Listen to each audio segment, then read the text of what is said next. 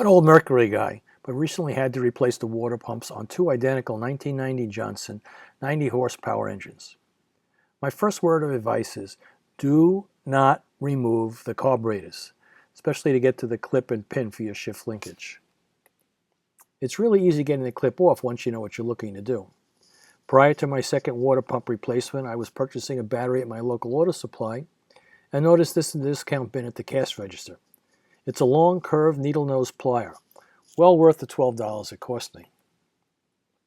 After watching several really good YouTube videos, it was clear what I needed to do, but nobody was able to record or show this area. While doing my second water pump, all the gods aligned, and I was able to easily obtain these photos. I was able to quickly remove this retaining clip and push the shaft in to release the pin. The problem was, once the shift moved and I removed the lower unit, I had no idea how to put it back together. Was the shaft facing forward, or was it facing backwards? Here is a photo of the shift pin in place prior to removal. The shift rod was painted white and is clearly facing forward.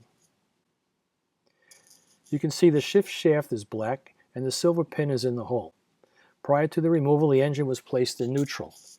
After you replace the water pump, you need to slide it back up. Place the shift shaft arm in the forward position to move the retaining arm towards the top of the engine.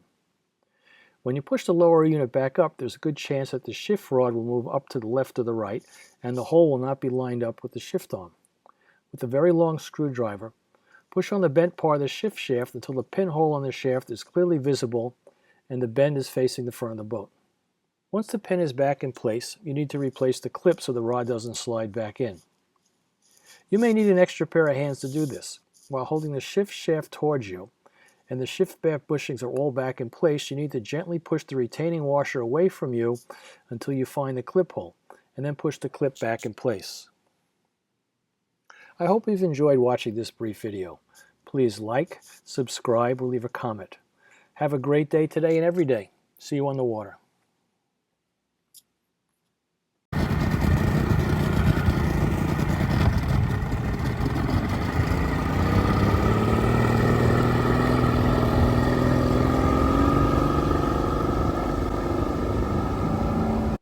Have a great day today and every day.